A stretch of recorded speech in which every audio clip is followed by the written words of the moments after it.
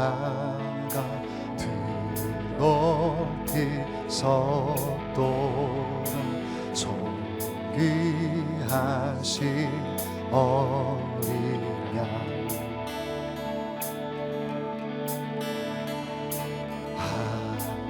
하나님의 능력 하나님의 지혜 예수 십자가 사랑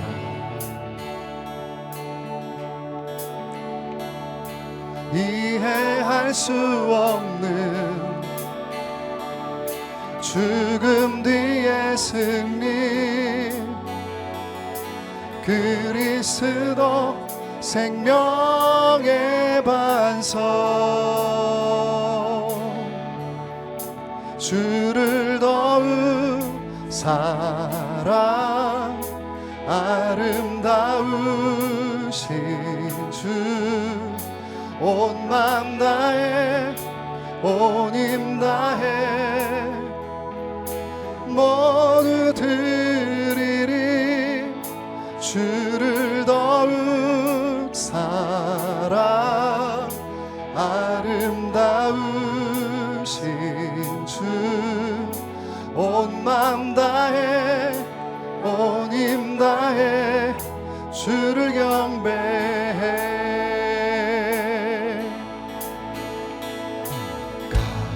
갈보리 십자가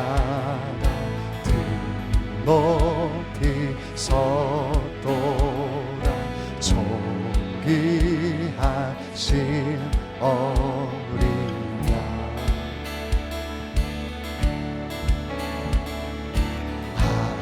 하나님의 능력 하나님의 지혜 예수 십자가 사랑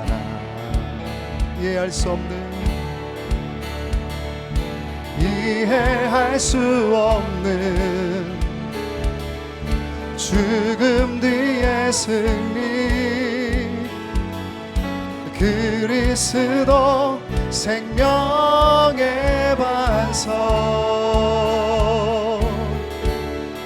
주를 더욱 사랑 아름다우신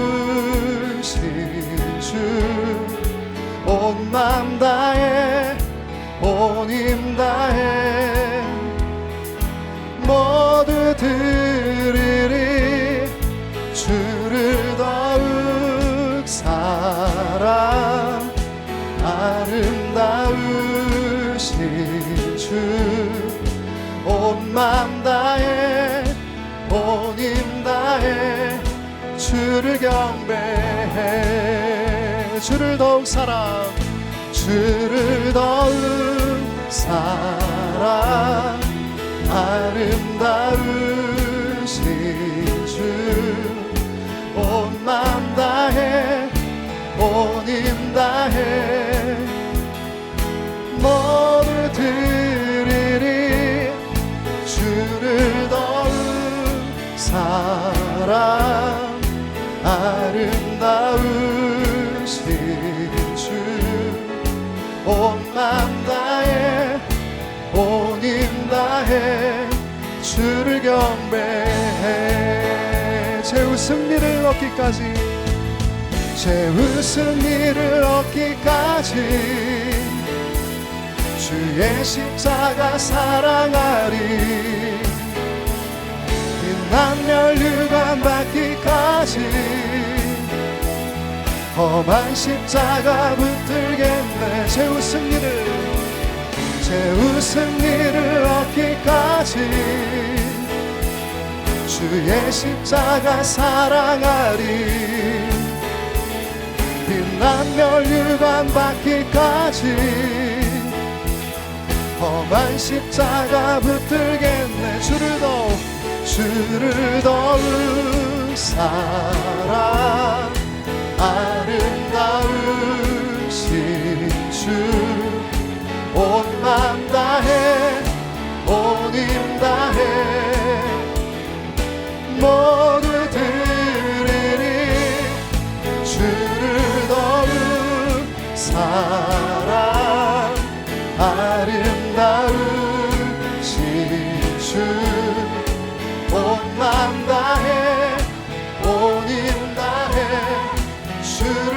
경배해.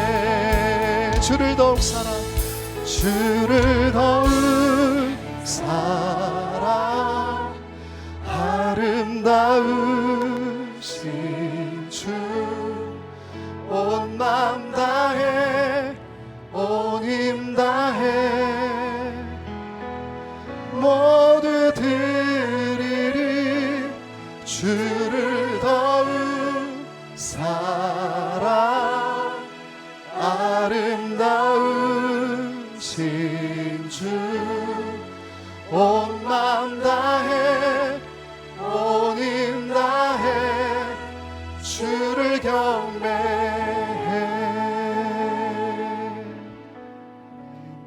너희는 여호와께 감사하며 그의 이름을 불러 아뢰며 그가 행하신 일을 만민 중에 알릴지어다. 역대상 16장 8절 말씀. 아멘. 아멘.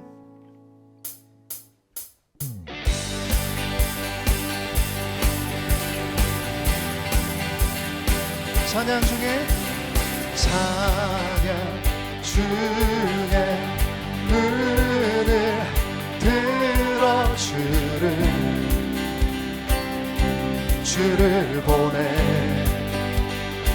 소망 중에 소망 중에 마음 다해 주만 나 바라네. 주님을 볼 때 나에게 힘주시네. 주님 안에 모든 두려움 사라져 호산나 호산나 호산나. 구원의 주 하나님 찬양 받으실 주님. 호산나 호산나 호산나. 내 안에 임하셔서 주님의 뜻 이루소서. 주께 드린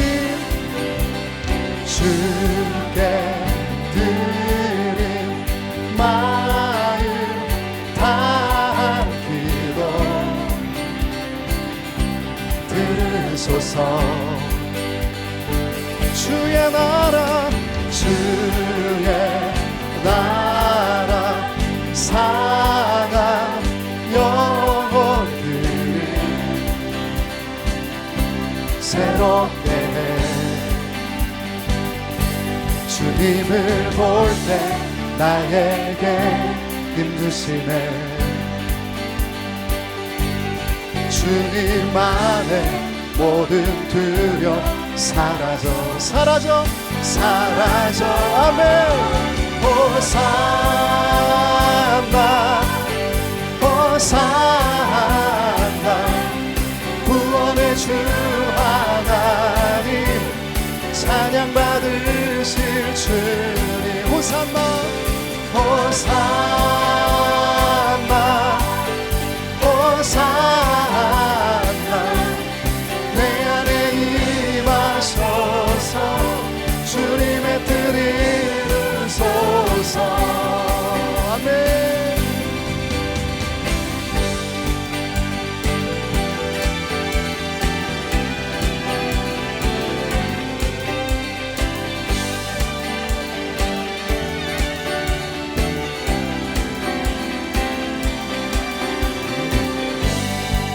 우리의 왕으로 오신 주님 앞에 이 시간 우리가 전심으로 고백하며 찬양하길 원합니다.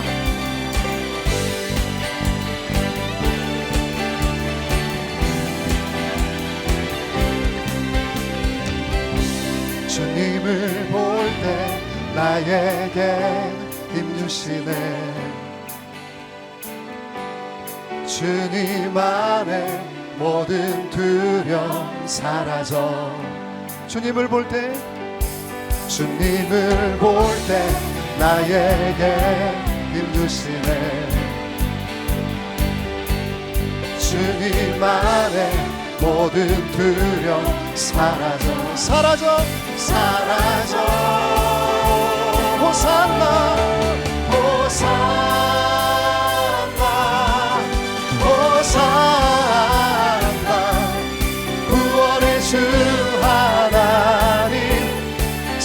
받으실 호산나 호산나 호산나 내 안에 임하소서 주님의 뜻 이루소서 그날이 도전같이 그날이 도전같이 이를 줄 너희는 모르느냐 늘 깨어 있으라 잠들지 말아라 주님과 동행하라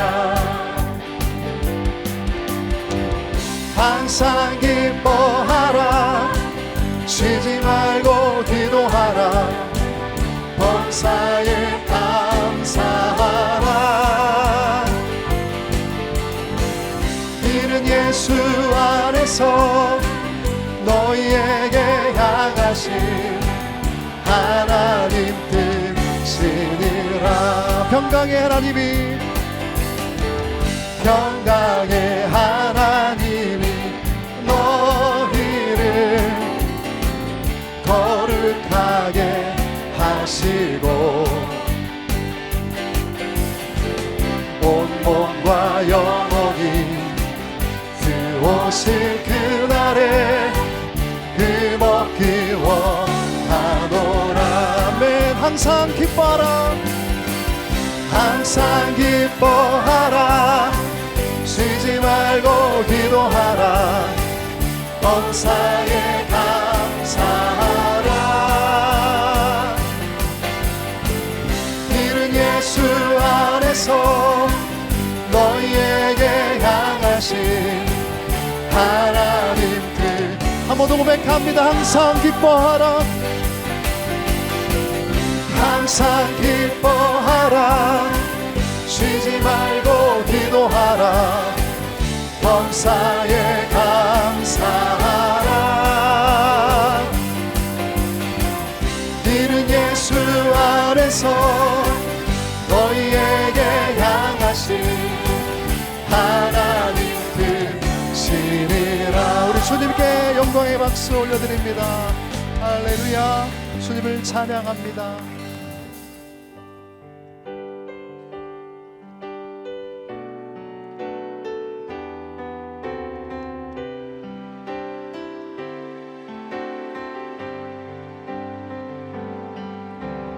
당신은 영광의 왕 당신은 평강의 왕 당신은 하늘과 땅의 주 당신은 정의의 아들 천사가 무릎 꿇고 예배하고 찬양하네 영원한 생명 말씀 당신은 예수 그리스도 영광의 왕을 찬양합니다 당신은 영광의 왕 당신은 평강의 왕 당신은 하늘과 땅의 주 당신은 정의의 아들 천사가 무릎 꿇고 예배하고 찬양하네 영원한 생명 말씀 당신은 예수 그리스도 주 호산나 다윗의 자손께 호산나 다윗의 자손께 호산나 불러 왕 중의 왕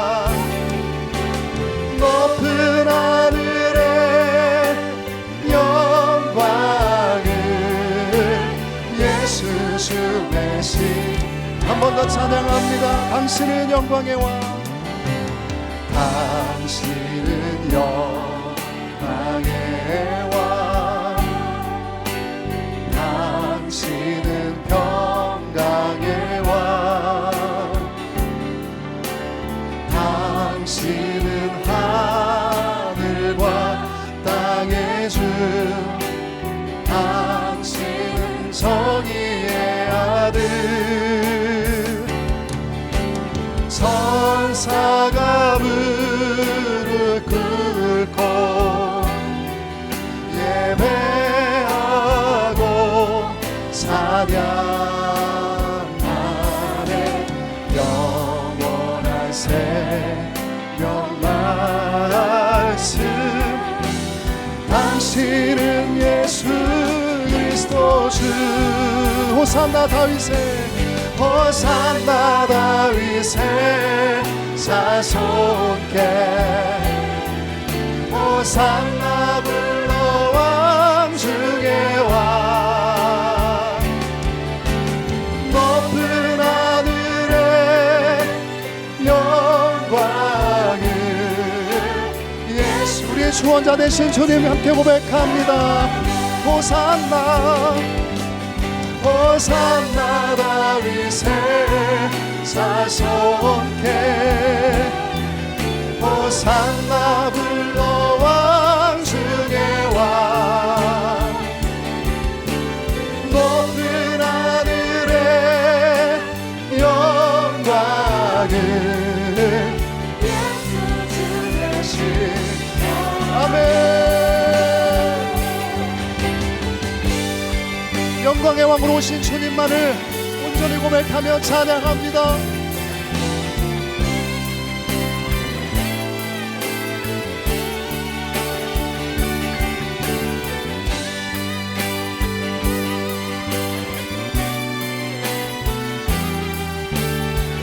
우리 목소리로 함께 고백합니다.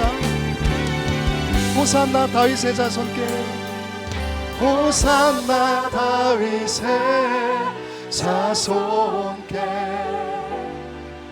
호산나 불러 왕 중의 왕, 높은 하늘의 영광을 예수 주 메시. 호산나 왕으로 오신 주님 고백합니다. 호산나 다윗의 자손께, 호산나 다윗의 자손께, 호산나 불러 왕 중의 왕, 높은 하늘의 영광을 예수 주 메시아.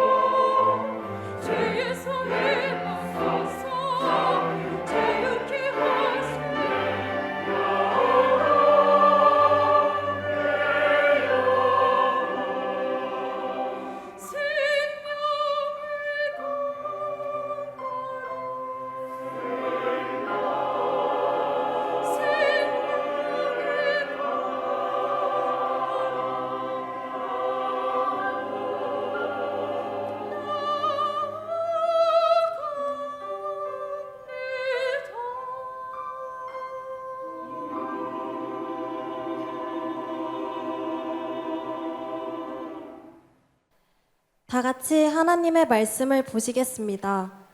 오늘 우리에게 주시는 하나님의 말씀은 에스겔 29장 1절에서 21절 말씀입니다. 구약성경 1195페이지 부근에 있습니다. 9장 1절에서 21절의 말씀 중 1절에서 3절의 말씀을 우리가 가진 개역개정 성경으로 함께 읽겠습니다. 열째 해 열째 달 열둘째 날에 여호와의 말씀이 내게 임하여 이르시되 인자야 너는 애굽의 바로 왕과 온 애굽으로 얼굴을 향하고 예언하라. 너는 말하여 이르기를 주 여호와께서 이같이 말씀하시되 애굽의 바로 왕이여 내가 너를 대적하노라. 너는 자기의 강들 가운데에 누운 큰 악어라. 스스로 이르기를 나의 이 강은 내 것이라. 내가 나를 위하여 만들었다 하는도다. 아멘. 오늘 말씀은 에스겔서 29장인데요. 한번 따라서 합시다. 애굽이 받을 심판. 애굽이 받을 심판. 우리 2절을 한번 읽어보겠습니다. 2절. 인자야 너는 시작. 인자야 너는 애굽의 바로 왕과 온 애굽으로 얼굴을 향하여 예언하라. 네. 애굽이 받을 심판. 애굽이 받을 심판. 지난 주일은 두로가 받을 심판. 이방 나라들, 이스라엘을 둘러싸고 있는 주변 나라들이 받을 심판. 오늘은 애굽이 받을 심판. 그 심판의 내용은 3절에 나옵니다. 너는 같이 읽읍시다. 시작. 너는 말하여 이르기를 주 여호와께서 이같이 말씀하시되 애굽의 바로 왕이여 내가 너를 대적하노라. 너는 자기의 강들 가운데서 누운 큰 악어라. 스스로 이르기를 나는 이 강은 내 것이라. 내가 나를 위하여 만들었다 하는도다. 아멘. 그러니까 애굽은 교만하다는 거예요. 나라의 세력이 너무 크니까 애굽의 이 강도 내 거다. 교만하다 이거예요. 교만하다. 그래서 하나님께서 심판하신다.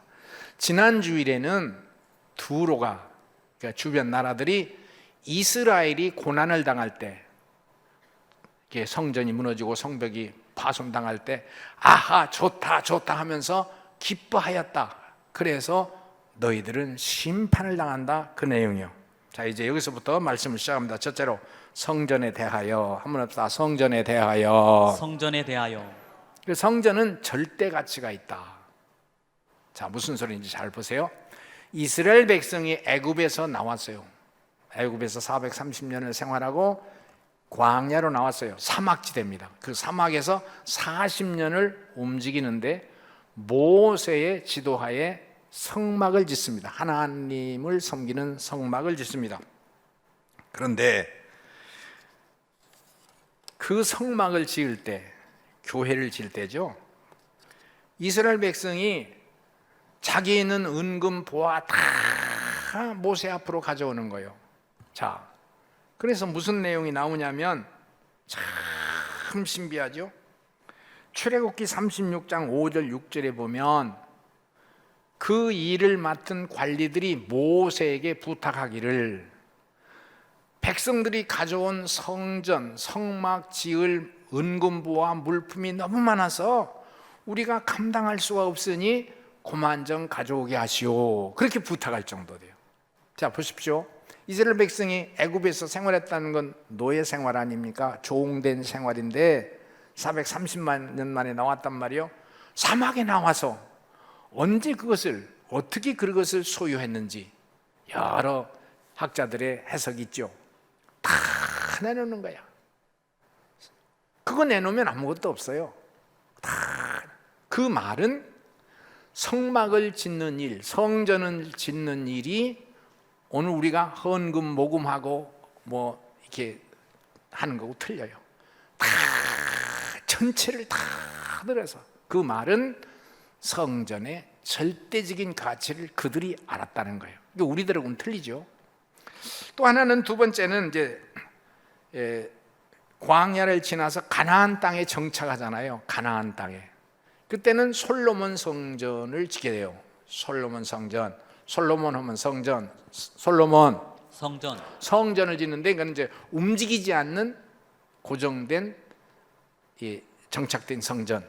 근데 그때 내용도 참, 솔로몬이 성전을 짓는데 솔로몬의 영광이라 하잖아요. 그런 시대를 하나님이 주셨는데, 원래는 솔로몬이 성전을 지은 게 아니고 다윗 왕, 그 아버지인 다윗 왕이 성전을 짓고 싶어 했어요. 자기의 명예와 권세와 모든 역량이 다 동원해서 성전을 짓고 싶었어요. 그렇게 그들은 우리하고 좀 달라요. 하늘과 땅을 지으신 하나님을 예배하는 곳, 하나님이 임재하시는 지상의 장소, 지상의 곳, 하나님의 눈이 항상 계신 곳, 그렇게 봤어요. 다윗은 지으려고 하는데 하나님이 너는 안 된다.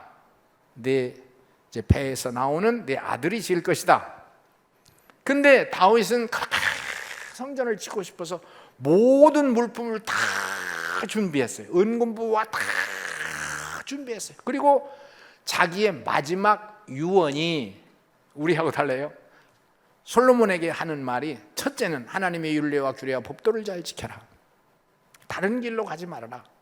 애롭고 고단하더라도 한 길, 성경의 길, 하나님의 말씀을 따라가거라. 이방인의 습관을 따르면 망한다. 텔레비, 라디오, 매스컴, 정치가들, 유수한 학자들의 세상을 해석하는 그 소리는 참조는 될지언정 그게 진리는 아니야. 인생을 근본적으로 행복하게 하고 승리하게 하는 길은, 따라서 하나님의 말씀과 규례와 법도를 지켜라. 그것이 항상 유언이었고, 두 번째 참행 유언은 성전을 지어라. 내가 그걸 하고 싶었다. 그런데 하나님께서 나에겐 허락지 않으셨다. 네가 그 일을 해라. 여러분 잘 들어봐요. 우리들이 하는 삶의 행태하고는 전혀 틀리잖아요. 뒤에 솔로몬이 성전을 지어놓고 성전을 7년 동안 했지 않습니까? 기뻐하고 감사하고 은금부가 다 너무 고마워서 1,000번제를 거기서 나오는 거예요. 양 1,000마리. 그 한두 번씩, 세 번씩, 네 번씩 할 수도 있고, 한 번에 모든 관리들과 10마리, 20마리 제사를 지낼 수도 있고, 최고의 감격을 표현하는 것이 그에게는 제사였어요. 성전은 귀하다는 거예요. 그런데 여러분, 이제 다른 때 공부할 수 있으면 또 하겠습니다만, 이제 학계의 성전, 그 제2성전이라고 그래요. 요새 이제 에스겔서가 거기에 해당되는 거예요. 교회가 무너졌단 말이에요. 그렇게 정성을 들여서 교회 가치를 절대 가치라고 믿었던 그 세대 사람들이 예배를 했는데, 시간이 지나면서 해해지고 나태해지고 부패하고 폐역하고 A형과 형식이 돼버리니까 이제 해석은 그렇잖아요. 이스라엘 성전이 바빌론에서 박살났잖아요. 박살나서 그들이 이제 포로로 끌려가서 바빌론에서 또 70년이 있는데, 70년 만에 돌아와서 짓는 것이 학계성전, 또는 우리가 구체적인 용어로는 스룹바벨성, 스룹바벨이 책임자였으니까 학계는 예언자, 그 학계성전을 짓는데, 이제 그때는 다르죠. 그거를 요새 해석하는 게 이제 에스겔서, 학계, 느헤미야, 에스라, 이걸 앞으로 공부할 거예요. 이제 그건 지나가고, 그게 이제 발전돼서 예수님께서는 교회라고 하거든요. 성전이라는 말보다는 교회 하면 예수님 합시다. 교회. 예수님. 그런데 그 교회를 말할 때 사도행전 20장 여기 28절에 보면, 한번 따라서 봅시다. 하나님께서 피를 주고 사신 교회. 야, 이럴 정도로 말씀하시는 거예요. 여러분과 제가 이제 이스라엘이라고 하는 나라를 해석하는데 이제 이렇게 시작하는 거예요. 두 번째, 성물에 대하여. 한번 해봅시다. 성물에 대하여.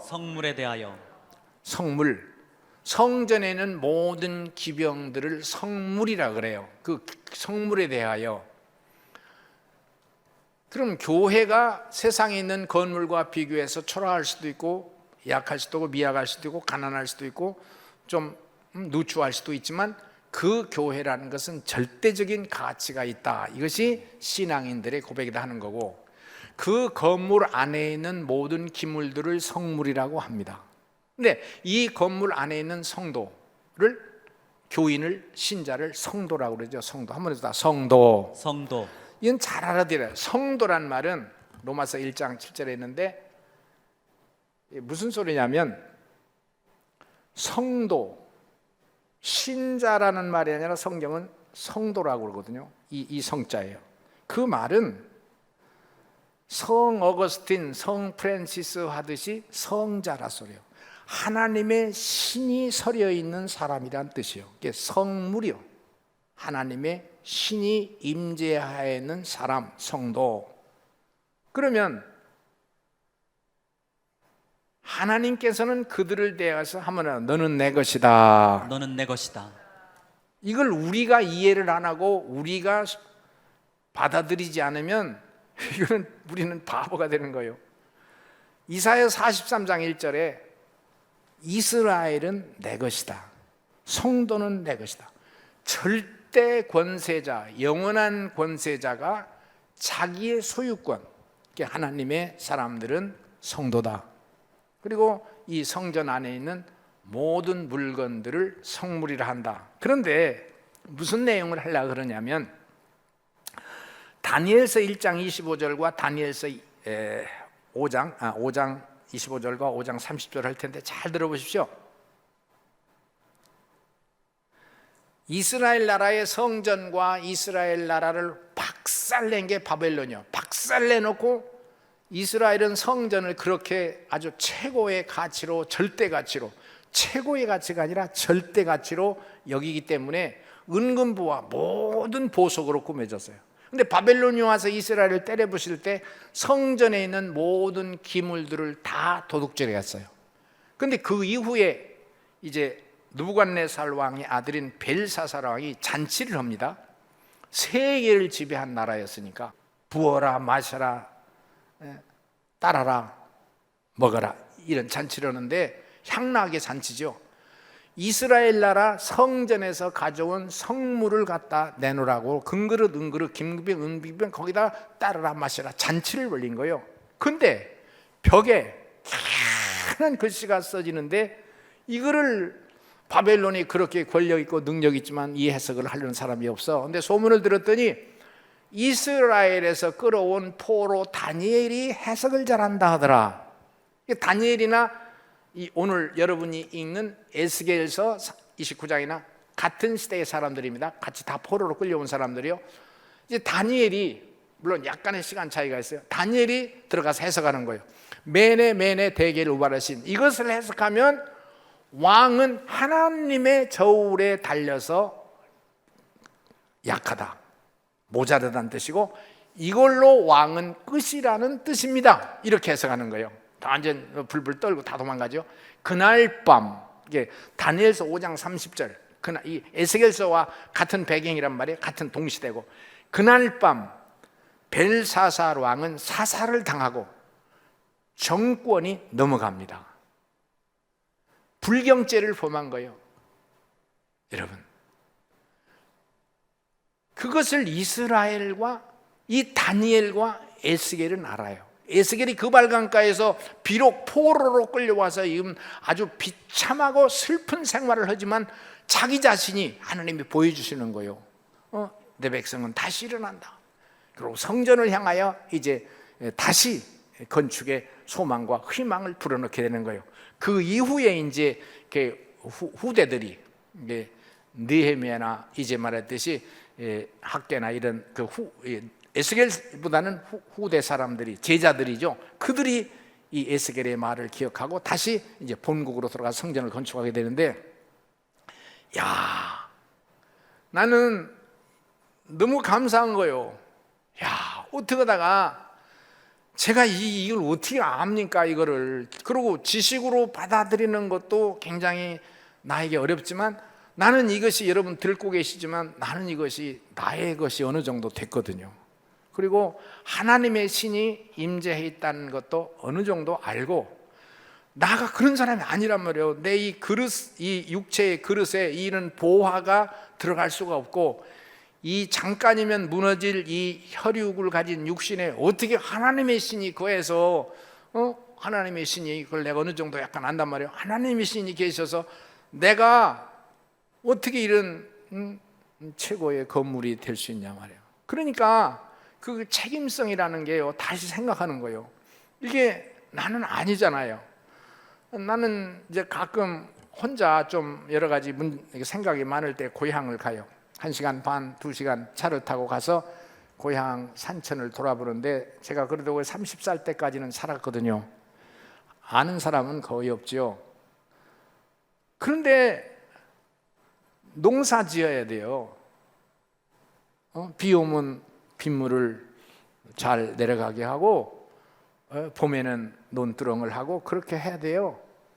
그리고 이제 내가 그 동네에서 할 수 있었던 거는, 내가 동네 이장은 일찌감치 했을 것 같고 면장은 했을 거예요. 왜냐면 우리 형님들이 면장 나왔다 그만뒀는데 나는 할 수 있어요. 그 동네 사람들이 다 똑똑한 사람은 다 도시로 나갔고 이제 나 같은 사람만 남았을 테니까. 그런데 이 신의 세계, 여러분 점치러 가세요. 사주팔자 보러 가지 마세요.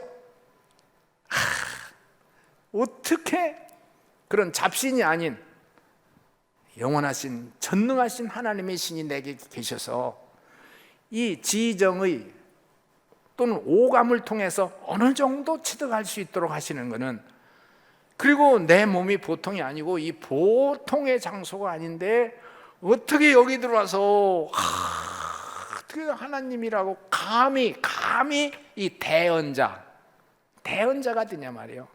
이거 잘못하면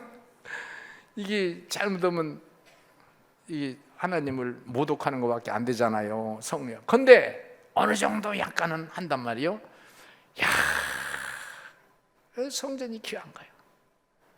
야, 대한민국이든 세계든 정치, 경제, 핵무기, 과학, 기술, 인터넷,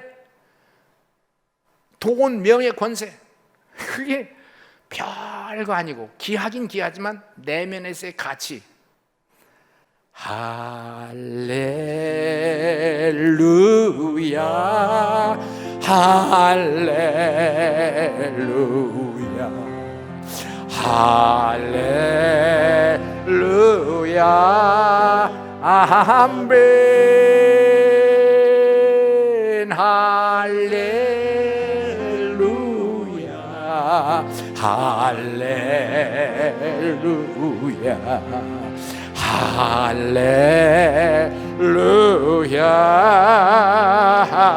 아멘. 세 번째, 이스라엘과 이방인. 한번 해봅시다. 이스라엘과 이방인. 이스라엘하고 이방인은 달라. 이스라엘 나라가 타락하고 변질되어서 하나님께서 채찍으로 막대기로 때리고 혼내고 박살을 내지만 그거는 하나님께 있는 거지, 이방 나라가 간섭하고 건드릴 일이 아니에요. 그러니까 여기 책임성 있는 거야. 우리 교회가 이렇게 어려운 시대적 사명, 문을 열어놓고 예배하고 기도하고 찬송하고, 이제는 2021년의 문턱이 고난주간이고 부활절인데, 야, 하나님께서 엄청나게 은혜를 주시는가 보다.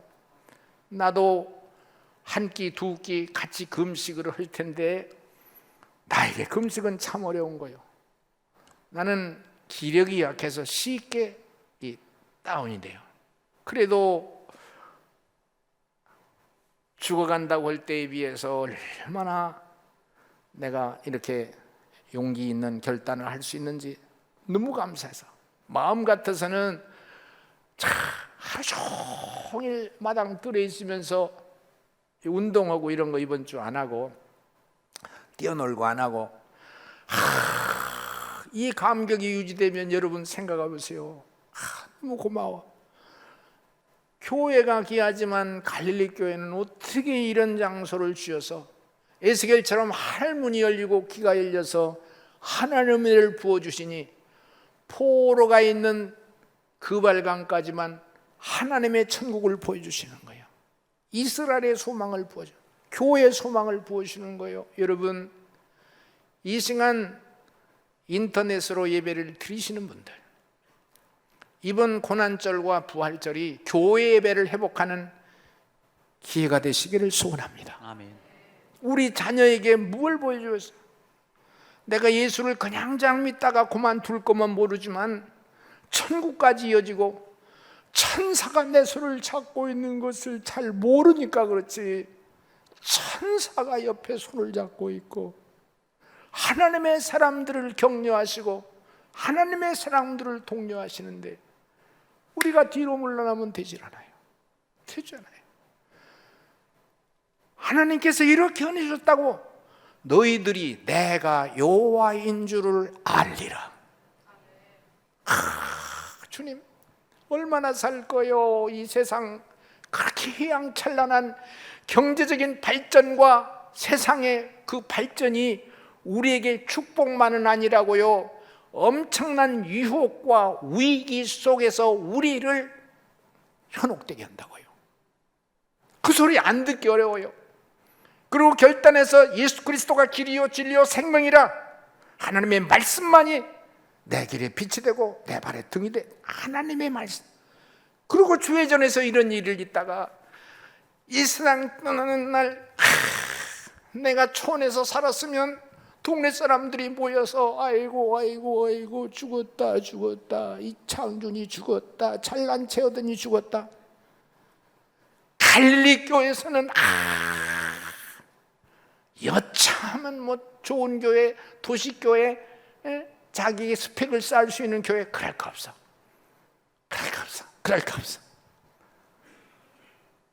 옆에 스펙을 쌓고 큰 도움을 주는 큰 교회는 서울이나 워싱턴, 뉴욕에 가야 있겠지. 그러나 여기서 빈들일지언정, 말구육간일지언정, 바벨론의 그발강가일지언정, 하늘이 열리면 봐라, 성전에서부터 물이 흘러서 온 사방에 흘러갈 것이며 그 물이 닿는 곳, 이게 에스겔서 48장, 닿는 곳마다 산천초목이 풍성해지고 열매를 맺고, 그렇구나.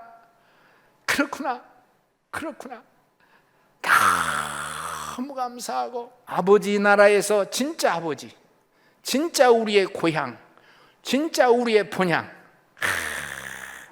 하나님께서 이스라엘을 그래 특별히 여기시는 거예요.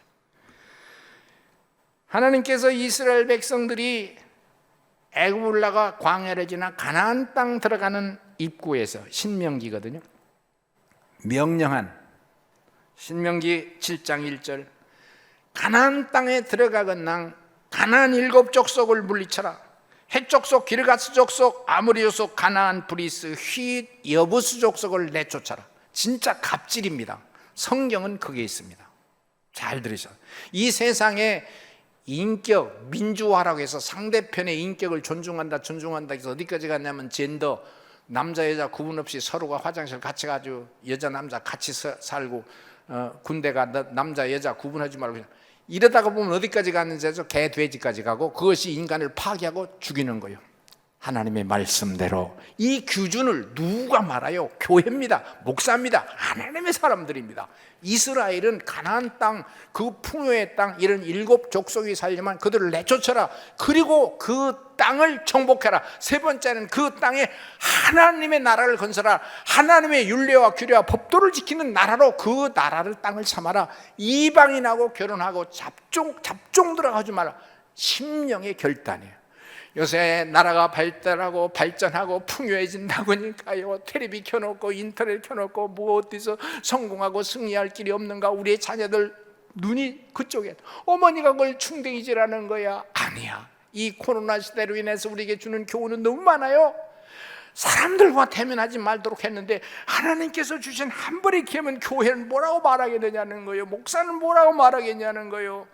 야, 이스라엘과 이방인은 합치할 수도 없고 혼돈될 수도 없고 섞일 수도 없고, 하나님의 백성의 고공한 자리를 지켜서 이 타락한 세상, 타락한 이 세상을 바꾸라는 것인데, 예수는 믿지만 교회는 왔다 갔다 하지만 왔다 갔다 하는 발걸음만 그렇지, 옷만 입었지, 신발만, 교회에 들어가는 신발만 신었지, 우리 심령 속에 결단이 있냐고요. 오늘의 시대를 지나면서 우리가 어떻게 해야 될지 대해서 우리가 다시 한번 생각하게 되고, 에스겔서를 공부하면서 다시 한번 생각이 되는 거예요. 나는 감사해요. 감사해요. 감사해요. 감사해요. 해요. 아멘. 됐어요. 마지막 하나님의 마음 하면서 하나님의 마음. 하나님의 마음. 아까도 말했는데 하나님께서 당신의 백성을 내 백성, 내 백성, 내 나라, 출애굽기 19장 4절에 보면 내 족속, 내 나라, 내 백성, 내 백성. 이거 우리가 진짜 하나님 앞에 면목이 없고요, 부끄럽고요, 하나님 앞에 너무 죄송하고, 그렇게 크신 분이 뭐가 아쉬워서, 이제 또 말했잖아요. 사도행전 20장 28절에 고난절에 흘린 주님의 피를 주고 값을 주고 산 교회, 피를 주고 산 내 백성 성도. 야, 내가 그까지. 야, 고린도전서 7장 23절에 보면 값을 주고 산 것이 되었다. 값을 주고 산 것이 됐다. 너무 감사해요. 너무 감사해요. 너무 감사해요. 내가 간증하잖아요. 어느 교회나 하나님께서 역사하시고 기적을 주시는데 그 목사, 담임 목사나 그 설교한 목사가 그 눈을 가지고 그걸 설명해 줘야 돼요. 에스겔처럼. 그발강가에서 눈이 열린 에스겔을 통해서 말씀하시는 거니까. 우리가 20년 전에 여기 교회를 지을 때 진짜 방방 뛰었어요. 이 소리를 하고 싶은 거예요. 자꾸. 왜냐하면 세대가 바뀌기 때문에. 이 역사적인 하나님의 증언. 이스라엘 백성이 애굽을 나와서 가나안 들어갈 때 하나님이 광야에서 이뤘던 기적을 누누이 다시 말해요. 누누이. 역사적인 증언. 하나님께서 광야에서 이런 역사 변화를 보여주시고 미추라를 먹으셨고 강을 건너가시고 샘을 터지게 하셔서 이렇게 건너시다 역사를 자꾸 설명하는 거예요. 야, 창왕선이 저 식당 있던 거기에서 저쪽으로 30m를 올라갔어요. 우리가 원하지도 않았는데요, 국가에서 해줬어요. 그걸 해석하는 눈이야. 그때 우리가 진짜 방방 떴습니다. 이 넓은 땅이요, 하나하나 다 간증이 있어요. 하나. 요새 이런 얘기들. 이쪽 도로도 마찬가지. 이게요, 창암동 넘어가는 좁은 오솔길이에요. 충무병원에서부터 이쪽 백성동, 불당동으로 넘어가는 길이 오솔길, 애솔길. 차가 삐떡삐떡 길이 좋아요. 요 옆에 가게 하나가 있었고. 그런데 이 땅을 이렇게 8차선으로 넓혀주죠. 이걸 해석하는 눈이에요. 당신의 자녀를 보는 눈이에요. 국가를 보는 눈이에요. 그게 비전이라 그래요. 하나님의 영이 임해야 돼요. 예배를 우습게 여기지 마세요. 우리의 자녀들에게 당신의 태도를 보여주세요. 지식이 없어도, 학식이 없어도, 권세가 없어도 엄마가 교회를 향한, 지금 말하는 거예요, 그 태도를 보여주세요. 이쪽 삼성에서 이마트로 넘어가는 이 도로, 내가 어느 날 꿈을 꾸는데 여기 이제 교회가 먼저 왔잖아요. 이게 다 이게 논이고 밭이고 언덕이고 산 언덕이었었는데, 그런데 꿈을 꾸는데 연속적으로 서해안의 바다가 이쪽으로 뚫려서 배들이 지나가는 거예요. 이 도로 옆으로. 그때 여기 수목원이 있었는데 참 희한하고. 근데 여러 번 그런 일이 있어요. 그 백길이 생기는 거예요. 그러면 여기서 일단 배를 타면 유럽까지도 가고 이스라엘까지도 가는 거예요. 내가 그래서 이런 일은 있을 수 없지. 그런데 기도하는데 하나님의 은혜를 주셨는데 이 에스겔처럼 비전이 오기를 시작하는데, 나중에 보니까 동네 사람들이 그러는데 이마트 오기 전이요, 육교가 200m 이상의 육교가 나서 천안 동서 남북을 이어주는 큰 도로가 생긴다고.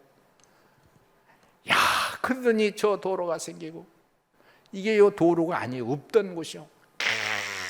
그때도 우리가 방방 떴어요. 하나님 아버지, 이 교회가 앞으로 이렇게 큰 일을 하고. 그래서 저기 마당에 보면 배를 지어놓고요, 비행기를 갖다 놨는데 사람들은 그걸 우습게 여기는데 이 환상이 있었던 거예요. 할렐루야, 할렐루야, 할렐루야, 아멘.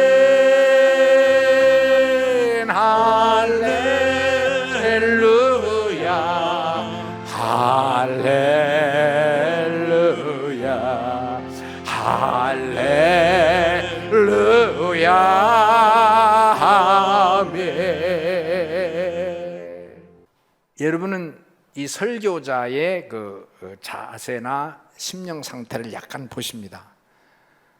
하나님의 은혜가 여러분에게 충만하기를 소원합니다. 아멘. 오늘 저녁에도 다 참석하시고, 여러분 미국의 아이홉이라고 24시간 예배하는 교회, 지금 올까지 22년 동안을 쉬지 않고 예배드리는 교회, 우리 집사님들 청년 그 노래 사역하는 사람들이 탐방을 막 예배를 여러 번 했어요.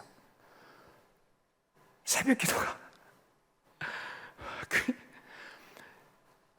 사역자들, 오늘 저녁에도 말했지만 목사님들 많이 계신데 주님의 일하다 입 부르고 혀 부르고, 이건 기본이요, 기본.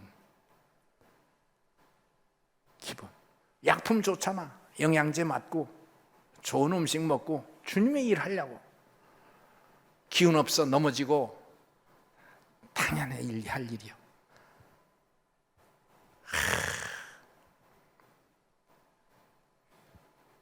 반주하는 사람들 직장 다니고 새벽기도 잠 3시간도 못 자고 안 자고서도 그거를 역겹게 생각하면 너무 독재적이다.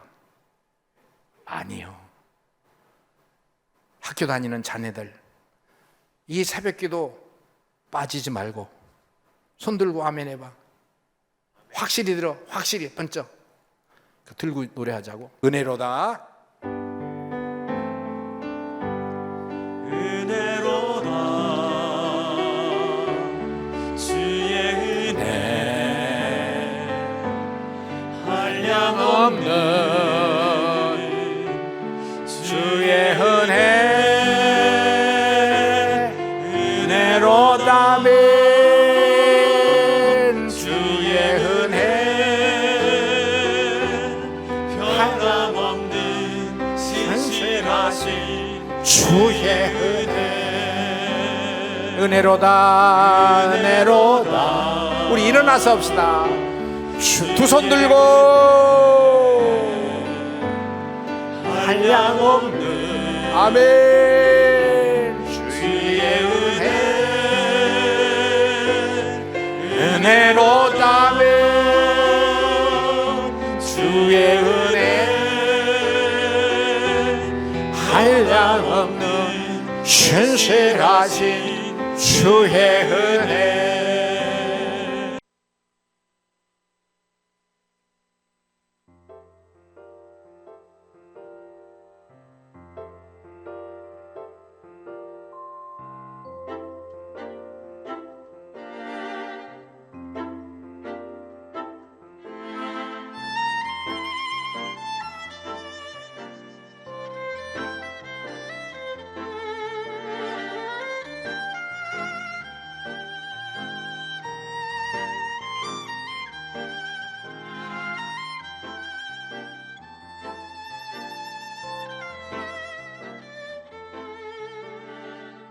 아이의 어머니는 아이가 태어난 지 얼마 되지 않아 그들의 곁을 떠났습니다.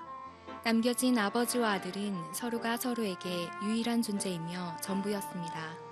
하루 종일 버스 운전대를 잡고 계신 아버지는 비록 몸은 고단하였지만 하루하루 티 없이 맑게 커가는 그의 아들이 있었기에 기꺼이 즐거운 마음으로 마을 사람들이 다리 역할을 하였습니다.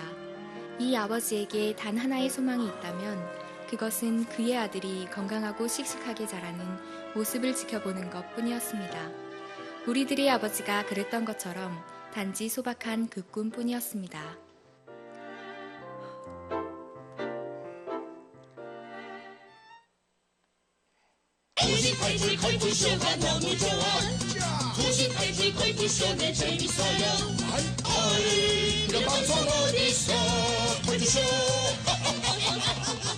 구암리에 장이 서는 날이면 15인승 마을버스는 빼곡히 들어선 많은 사람들로 인해 그야말로 만원사례가 되곤 하였습니다. 아이고 기사 양반, 이른 아침부터 수고가 많네 그려. 예. 어서 오세요, 어르신. 가는 날이 장날이라더니 오늘은 사람들이 이렇게 많기도 하네. 하루 종일 일할 텐데 자네가 고생이 많겠구만. 아유 고생은 뭘, 다 제가 하고 싶어서 하는 일인데. 안 그래도 자네 얼굴에 그렇게 써있네. 근데 오늘 아들 녀석은 어쩌고? 옆집 아주머니께 좀 봐달라고 부탁하고 나왔어요. 잘했네. 그 하나뿐인 아들 녀석 그 눈에 밟혀 일을 어찌할꼬 했더니만. 아유 안 그래도 회사 사장님이랑 얘기가 잘 돼서 오늘부턴 저녁 6시면 퇴근하기로 했어요, 어르신. 그래요? 예. 어쩐지 자네 입이 귀에 걸려있지 뭔가. 지금부터 구암리 고갯길을 내려갑니다. 고갯길이 아주 가파르니 서 계신 분들은 손잡이를 단단히 붙잡아 주십시오. 아이고 세상에, 저 절벽 아래 시퍼런 바닷물 좀 봐. 내 어릴 적부터 이 길을 댕겼지만 이렇게 지나다닐 때면 등골이 아직도 오싹하다니까. 저도 하루에 수십 번씩 이 길을 지나다니는데 이 길을 지나다닐 때마다 저도 모르게 핸들 잡은 손에 힘이 들어간다니까요, 어르신. 자네 같은 베테랑이 말이야. 베테랑. 앞으로 이 버스 못하겠구만. 아이고 참. 같이 가요. 같이 가요. 천천히 이겨보시죠. 안녕하세요. 많이들 다 왔어. 근데 여기 자리가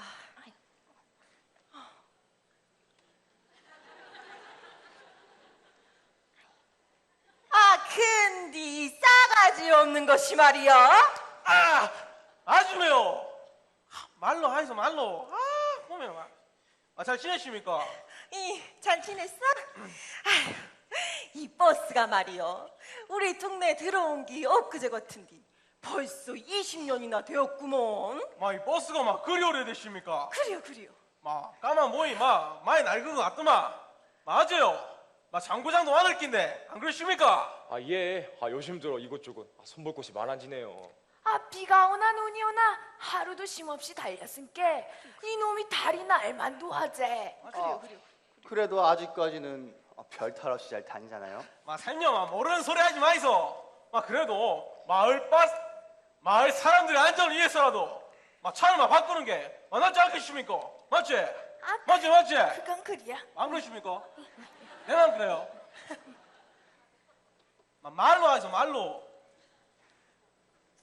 참, 영호 아버님, 오늘부터는 일찍 퇴근하신다면서요?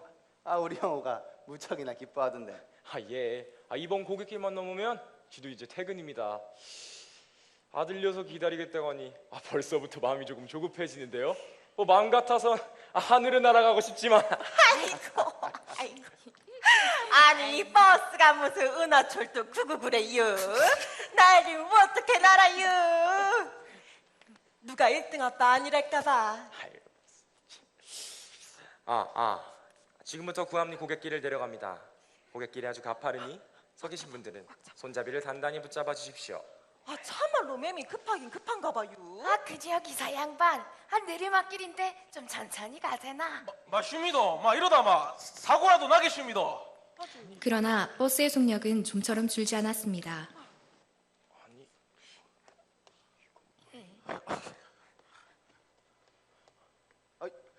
영호 아버님 좀 천천히 가시지요. 맞습니다. 차 소리가 영 이상한 게 뭔 일 나겠습니다. 하지만 버스기사는 아무런 대답도 하지 않은 채 마냥 내달릴 뿐이었습니다. 보소 하세요. 내 말 안 들립니까? 이게 뭔 일이랴? 맞지? 뭔 일 난 거 맞지? 그래요? 빨리 말해봐 기사 양반. 뭔 일 생긴겨? 이 브레이크가 파열된 것 같습니다. 아이고 브레이크가 이리 오자. 파열. 오자. 시방인 버스가 멈추지 않는다. 그 말이오요? 맞아. 무슨 방법이라도 없습니까? 방법은 못 넘의 방법. 오른쪽은 시퍼런 바닷물이 있는 절벽이고 왼쪽은 돌투성이 바위산인데. 아이고 우린 이제 꼼짝없이 죽게 생긴겨. 아이고 정말이에요. 아이고 기사 아저씨 말 좀 펴봐요. 정말이냐고요. 순간 마주오던 차 한 대가 버스를 스쳐 지나갔습니다.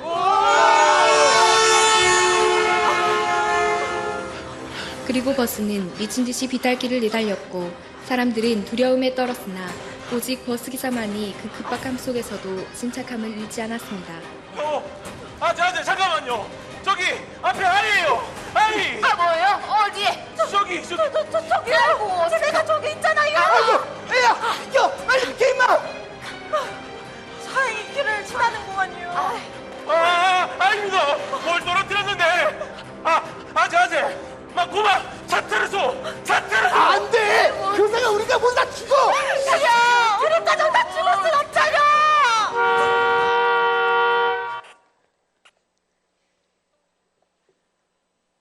얼마 후 다시 오르막길로 접어든 버스는 기적적으로 멈춰섰습니다. 괜찮으십니까? 아유, 괜찮요. 살았구만. 우리가 살았어. 근데 아가는 마을 사람들은 멍하게 굳어버린 버스기사를 앞세워 서둘러 그곳으로 달려갔습니다.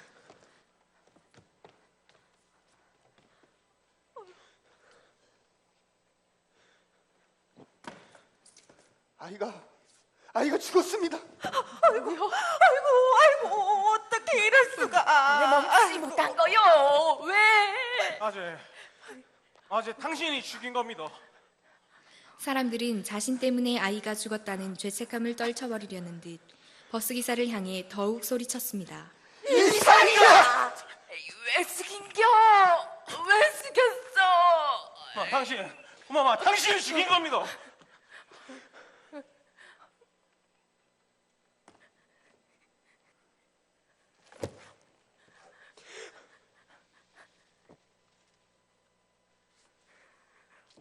영우야. 사람들은 할 말을 잃은 채 멍하니 버스기사를 바라보았습니다. 그는 천천히 몸을 굽혀 아들을 끌어놨습니다. 소리 없는 눈물이 그의 뺨을 적셨고 아버지의 흐르는 눈물과 함께 영호의 작은 손에 쥐어져 있던 그 편지도 힘없이 떨어졌습니다. 내가 이 세상에서 제일 사랑하는 아버지께. 아버지, 저 영호예요. 아버지가 이 세상에서 제일로 사랑하는 아들 영호요. 학교에서요. 아버지가 우리 마을 버스 운전사라고 말했더니 친구들이 엄청 부러워했어요. 그리고 동네 어른들도요. 어이구, 내가 버스기사의 아들이구나 하시면서 맛있는 사탕도 주고 과자도 주셨어요. 그때 영호가 얼마나 기분이 좋았다고요. 아버진 정말 최고예요. 저는 이렇게 멋진 아버지의 아들이니까 더욱 공부도 열심히 하고요. 친구들과 사이좋게 지내고요. 아버지 말씀도 잘 듣는 착한 아들이 될게요. 약속! 도장 꽝! 아버지, 사랑해요? 영우야, 미안하다. 미안해. 이 못난 아버지 때문에. 영우야. 버스기사는 길을 건너던 그 아이가 자신의 아들이라는 것을 알면서도 끝내 핸들을 돌리지 않았습니다. 분명 그 아들은 자신의 목숨보다 더 귀한 생명이었을 것입니다. 그는 아들을 희생해 마을 사람들을 구하였던 것입니다. 그가 절벽 아래 낭떠러지를 택하였다 하더라도 어느 누가 그를 비난할 수 있을까요? 하지만 버스기사는 그럴 수 없었습니다. 버스에 타고 있던 그 수많은 생명을 외면할 수 없었습니다. 그리고 여기 또 하나의 이야기가 있습니다. 그 역시 그가 사랑하는 외아들의 죽음을 그저 지켜볼 수밖에 없었습니다. 죄로 인하여 죽을 수밖에 없는 우리들을 구하기 위해 그분은 그분의 아들이 침뱉음을 당하는 것도, 뺨을 맞는 것도, 두 손과 발이 찢겨져 나간 채 죽어가는 것도 참아내야 했습니다. 단지 나와 여러분들을 위해 그 고통을 견뎌내야만 했던 분, 그분이 바로 하나님이십니다. 하나님은 우리들을 구원하시고자 하나뿐이 외아들을 잇는 아픔을 감당하셨습니다. 하지만 당신의 아들을 잇는 아픔보다 더 큰 아픔은 아들을 희생하기까지 우리를 사랑하시는 하나님의 그 사랑을 우리가 외면하는 것입니다. 여러분들 중 누가 그분의 아픔을 돌아보시겠습니까? 여러분, 하나님은 여러분 한 분 한 분을 너무나도 사랑하십니다.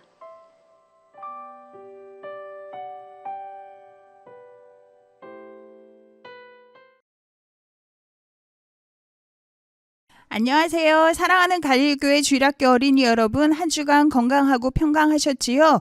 오늘은 에스겔 25장 말씀을 가지고 함께 공부해 보도록 하겠습니다. 우리가 함께 읽을 본문 말씀은 1절부터 3절까지입니다. 여호와의 말씀이 또 내게 임하여 이르시되 인자야 내 얼굴을 암몬 족속에게 돌리고 그들에게 예언하라. 너는 암몬 족속에게 이르기를 너희는 주 여호와의 말씀을 들을지어다. 주 여호와께서 이같이 말씀하셨느니라. 내 성소가 더럽힘을 받을 때에 내가 그것에 관하여 이스라엘 땅이 황폐할 때에 내가 그것에 관하여 유다 족속이 사로잡힐 때에 내가 그들에 대하여 이르기를 아하 좋다 하였도다. 아멘. 우리 제자들은 본문 전체를 꼭 살펴보고 읽어보시기 바랍니다. 자, 본문을 읽다 보면 궁금한 단어를 찾을 수 있는데요. 선생님은 2개의 단어를 찾았습니다. 첫 번째는 3절, 13절에 나와 있는 황폐라는 단어입니다.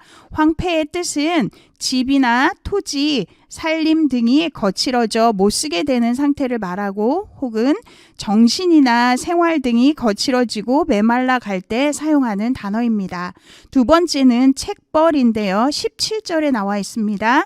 책벌은 잘못을 나무라고 벌할 때, 특히 하나님께서 범죄한 사람들에게 내리시는 형벌을 가리키는 말입니다. 자, 어려운 단어를 찾아서 본문에 적용하여 읽어보면 본문 전체의 말씀을 더 잘 이해할 수 있게 될 것입니다. 자, 이제 말씀을 보며 천천히 생각해 보는 시간을 갖도록 하겠습니다. 25장은 하나님과 하나님의 백성들을 무시했던 이스라엘 주변에 위치한 이방 나라들에 대한 심판의 내용입니다. 자, 나라별로 나누어 살펴보면 첫 번째는 암몬에 대한 심판인데요. 7절까지의 말씀에 나와 있습니다.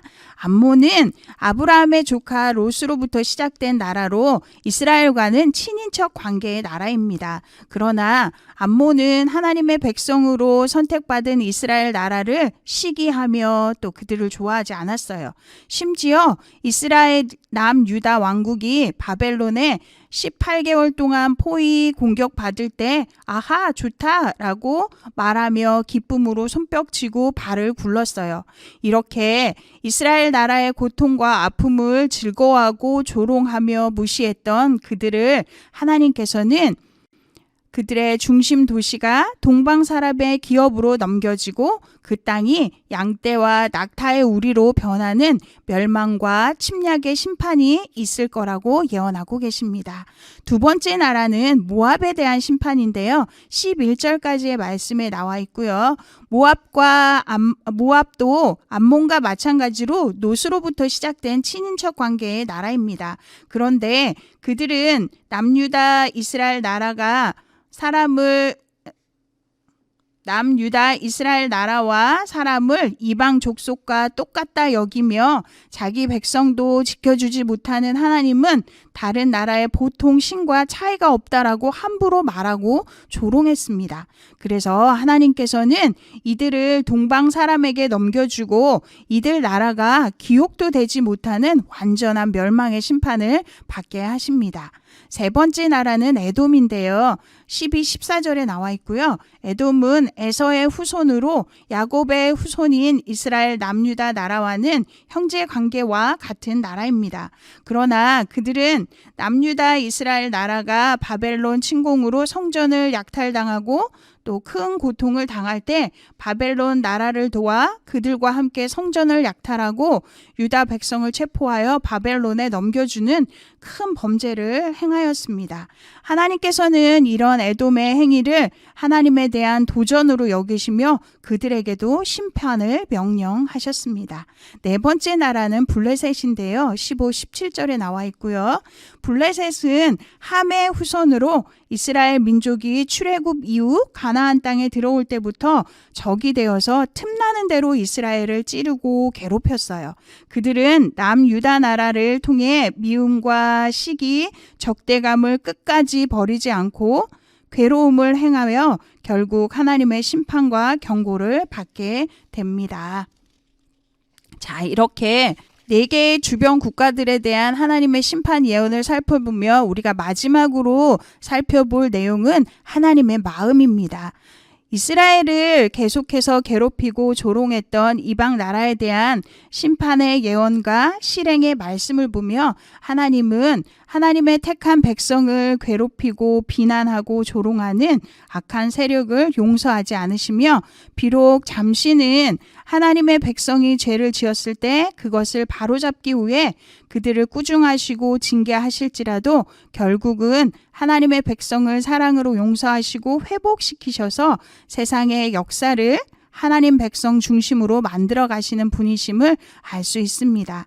또한 하나님은 이스라엘만을 다스리시는 제한적인 분이 아니시라 공의와 정의, 사랑으로 모든 나라를 다스리시는 왕 중의 왕이신 참 하나님이심을 알게 됩니다. 베드로전서 2장 9절 말씀에 하나님은 우리를 향하여 너희는 택하신 족속이요 왕 같은 제사장이요 거룩한 나라요 또 하나님의 소유된 백성이며 너희를 이렇게 구원하신 것은 어둠의 죄에서 불러내어 예수님의 기이한 빛에 들어가게 하신 하나님의 아름다운 덕을 선포하게 하려 하심이라고 말씀하고 계십니다. 우리를 이렇게 구원해 주신 하나님의 뜻과 사랑, 마음을 기억하며 우리도 우리의 이웃, 친구들에게 구원의 복음인 예수님의 십자가와 하나님의 사랑의 마음을 전하고 선포하는 복음 전달자가 되기를 소망합니다. 자, 이제 우리 성경을 다시 기억하며 퀴즈를 한번 풀어보는 시간입니다. 바이블 퀴즈. 문제는 3개인데요. 자, 1번. 성소가 더럽혀지고 유다가 멸망할 때 암몬 족속의 반응은 어떠하였나요? 3절에 나와 있습니다. 그렇습니다. 아하, 좋다라고 말하며 기뻐하고 손뼉치고 발을 구를 정도로 즐거워하고 있죠. 2번. 남유다의 멸망을 기뻐한 이유로 암몬의 도시 랍바를 어떻게 하신다고 하나님께서는 말씀하셨나요? 5절에 나와 있어요. 그렇습니다. 낙타의 우리가 되게 하신다고 예언하고 계십니다. 3번. 이방 나라를 벌하시고 심판하시는 이유는 무엇일까요? 7절, 11절, 17절에 나타나 있는데요. 그렇습니다. 여호와 하나님만이 모든 나라와 백성의 주인이시고 참 하나님이심을 알게 하시려고 이렇게 벌을 내리시고 계신 것입니다. 자, 이제 말씀을 생각하며 자신에게 질문해 보는 시간을 갖도록 하겠습니다. 문제는 2개인데요. 1번, 나는 하나님의 성소와 백성을 귀하게 여기고 사랑하고 살아가고 있나요? 2번, 나는 하나님의 거룩한 백성, 왕 같은 제사장으로 아름다운 덕인 구세주 예수님을 전하는 일을 잘 행하고 있나요? 각자 자신을 돌아보고 또 회개하고 못하고 있다면 그렇게 실행하는 우리가 되었으면 좋겠습니다. 자, 이제 말씀 따라 적용해 보는 시간인데요.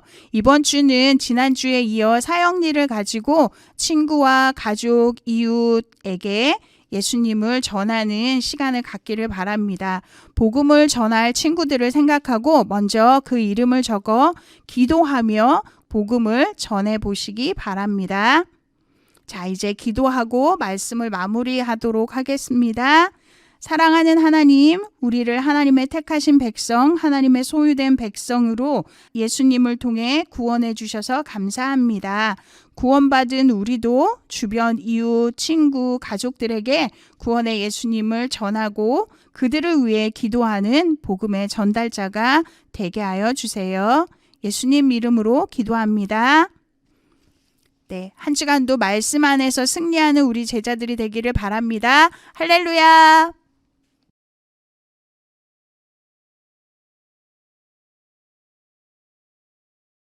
안녕하세요.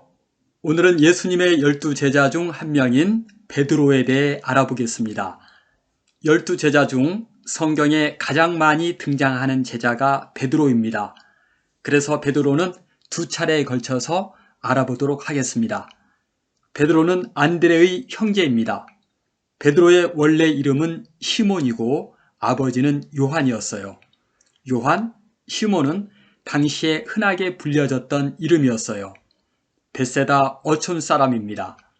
그런데 벳세다보다 더 큰 마을인 갈릴리 가버나움에서 살기도 했습니다. 베드로는 형제 안드레와 함께 고기 잡는 어부였어요. 안드레를 통해 예수님을 소개받습니다. 요한복음 1장 42절입니다. 데리고 예수께로 오니 예수께서 보시고 이르시되 내가 요한의 아들 시몬이니 장차 게바라 하리라 하시니라. 게바는 번역하면 베드로라. 시몬, 너는 장차 게바라 하리라. 게바는 돌, 바위라는 뜻이에요. 헬라어로는 베드로입니다. 바위는 튼튼하고 안정적인 이미지가 떠오르지요. 시몬은 어떤 때는 모두가 주님을 버릴지라도 나는 언제든지 주님을 버리지 않겠습니다라고 다짐하고도 얼마 지나지 않아 예수님을 배반하는 전혀 바위 같지 않은 사람이었어요. 좌충우돌하고 자주 흔들렸던 베드로의 모습이 성경에 자주 나옵니다. 그러나 예수님이 부활하시고 승천하신 후에는 많은 사람들과 복음을 방해하는 제사장, 관원들 앞에서도 꺼리낌 없이 말씀을 전합니다. 베드로는 초대교회를 이끄는 튼튼한 반석의 역할을 하게 됩니다. 말년에 쓴 베드로전서, 베드로후서는 성도들의 튼튼하고 경건한 삶에 관해서 편지로 썼습니다. 시몬이 바위, 즉 게바가 된다는 것은 시몬의 삶이 달라질 것을 보신 것이에요. 예수님을 믿으면 나도 달라져 가야 합니다. 성령 하나님이 나를 지배하시고 나를 포기하는 계속적인 훈련을 통해 나도 달라져 갑니다. 누가복음 5장 1절 2절입니다. 1절 무리가 몰려와서 하나님 말씀을 들을새 예수는 게네사렛 호숫가에 서서 게네사렛 호수는 갈릴리 바다의 또 다른 이름입니다. 2절 호숫가에 배 두 척이 있는 것을 보시니 어부들은 배에서 나와서 그 물을 씻는지라. 어부들이 배에서 나와서 그 물을 씻을 때이니까 물고기 잡는 일을 이미 마친 상태였어요. 4절 시몬에게 이르시되 깊은 데로 가서 그물을 내려 고기를 잡으라. 5절 시몬이 대답하여 이르되 선생님 우리들이 밤이 새도록 수고하였으되 잡은 것이 없지만은 말씀에 의지하여 내가 그물을 내리리라 하고 시몬은 갈릴리 바다에서 물고기 잡는 일로 잔뼈가 굵은 사람으로 물고기 잡는 전문가였겠지요. 이미 일을 다 마치고 집으로 돌아가려고 할 때였어요. 그러나 예수님 말씀에 순종했습니다. 베드로는 자신의 경험보다는 하나님 말씀을 따랐고 순종했습니다. 6절 그렇게 하니 고기를 잡은 것이 힘이 많아 그물이 찢어지는지라. 그물이 찢어질 정도로 많은 물고기를 잡았어요. 8절 시몬 베드로가 이를 보고 예수의 무릎 아래에 엎드려 이르되 주여 나를 떠나소서 나는 죄인이로소이다 하니 깊은 바닷속 사정까지 아시는 예수님, 예수님의 하나님 되심을 안 시몬은 주님 앞에 자신의 누추함을 고백한 것입니다. 주여 나를 떠나소서 나는 죄인이로소이다. 10절 이제 후로는 내가 사람을 취하리라. 베드로는 갈릴리 어촌에서 물고기 잡고 저녁에는 집에 들어와 쉬었다가 다음날 또 물고기 잡는 반복된 삶을 사는 평범한 인생이었습니다. 베드로에게 소명이 주어집니다. 이제부터는 고기 잡는 평범한 어부가 아니라 사람들에게 복음을 전하고 사람들을 변화시키는 사람 낚는 어부가 될 것이라는 소명을 주신 것이지요. 예수님이 승천하신 후 베드로의 설교를 통해 하루 3,000명이 회개하여 하나님께 돌아왔습니다. 그 후 예루살렘에 교회가 세워지고 예루살렘 교회를 통하여 이방에 복음이 전해졌습니다. 예수님은 베드로를 사람을 낚는 어부로 쓰셨습니다. 베드로를 부르신 주님은 우리 각 사람을 부르셨습니다. 작은 일이든 큰 일이든 하나님께 쓰임받는 인생이 가장 가치 있습니다. 요한복음 6장 68절입니다. 시몬 베드로가 대답하되 주여 영생의 말씀이 주께 있사오니 우리가 누구에게로 가오리이까? 오병이어 기적을 보았던 무리들은 다음 날에도 예수님을 찾아왔습니다. 그런데 예수님은 나는 하늘에서 내려온 살아있는 떡이니 사람이 이 떡을 먹으면 영생하리라. 내가 줄 떡은 곧 세상의 생명을 위한 내 살이니라고 하셨어요. 진정한 양식은 육적인 것이 아니라 영적인 것이며 영생을 주시기 위하여 장차 죽으실 것을 말씀하신 것입니다. 무리들은 예수님을 따르면 많은 양식을 얻게 되고 기적들을 통하여 필요한 것들을 얻을 수 있겠다는 기대를 했습니다. 또 예수님이 왕이 되면 자신들도 한 자리 얻을 수 있다는 기대도 있었습니다. 그러나 자신들이 가졌던 기대와 다른 것을 알게 된 무리들은 예수님을 떠나가기 시작했습니다. 예수님은 12제자에게 너희도 가려느냐라고 물었을 때 베드로는 주여 영생의 말씀이 주께 있사오니 우리가 누구에게로 가오리까라고 대답합니다. 예수님에 대한 세속적인 기대가 무너져 한 사람 한 사람 예수님 곁을 떠나가는 마당에 베드로는 이 고백을 드렸습니다. 물질적으로 넉넉하고 풍요로운 시대입니다. 하지만 사람들의 마음은 왠지 무료하고 시원하지 않아 보입니다. 사람 마음 깊은 곳에 하나님이 안 계시면 먹을 것이 풍부해도 아무리 좋은 환경이라도 시원할 수 없습니다. 주여 영생의 말씀이 주께 있사오니 우리가 누구에게로 가오리이까? 예수님이 십자가에서 죽으시기 위해 예루살렘에 입성하기 전에 머무셨던 빌립보 가이사랴에서 있었던 일입니다. 예수님이 제자들에게 물으셨습니다. 사람들이 나를 누구라 하더냐? 제자들은 세례 요한, 엘리야, 에레미야, 선지자 중에 한 명이라고 생각한다고 대답했습니다. 예수님은 또 묻습니다. 너희는 나를 누구라 하느냐? 이때 베드로가 말합니다. 16절 시몬 베드로가 대답하여 이르되 주는 그리스도시요 살아계신 하나님의 아들이시니이다. 그리스도는 기름 부은 자의 뜻이 있습니다. 이스라엘 사람들은 진정한 기름 부은 자, 곧 메시아를 오랫동안 기다렸습니다. 베드로는 예수님이 기름 부은 자, 그리스도인 것을 고백했습니다. 하나님의 아들, 곧 하나님이 오셨다고 고백했습니다. 17절 이것을 알게 하니는 혈육이 아니요 하늘에 계신 내 아버지이시니라. 베드로가 이러한 고백을 한 것은 인간의 지식, 논리가 아니라 하나님의 은혜 때문이었습니다. 베드로뿐만 아니라 우리는 하나님의 은혜로 예수님을 주님으로 고백합니다. 우리가 보이지 않는 주님을 주님으로 고백하는 것은 하나님의 신령한 은혜입니다. 18절 또 내가 네게 이르노니 너는 베드로라.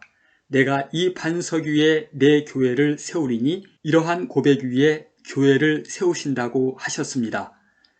베드로뿐만 아니라 예수님을 주님으로 고백하는 하나님 자녀를 통해 교회를 세워가십니다. 하나님 나라를 위해 쓰임받는 것은 가장 귀한 행복입니다. 오늘은 예수님의 제자 베드로 첫 번째 시간이었어요. 다음 시간에는 베드로 두 번째 시간입니다. 오늘 공부한 것에 대한 퀴즈도 있습니다. 맞춘 학생에게는 선물도 있어요. 여러분, 다음 시간에 만나요.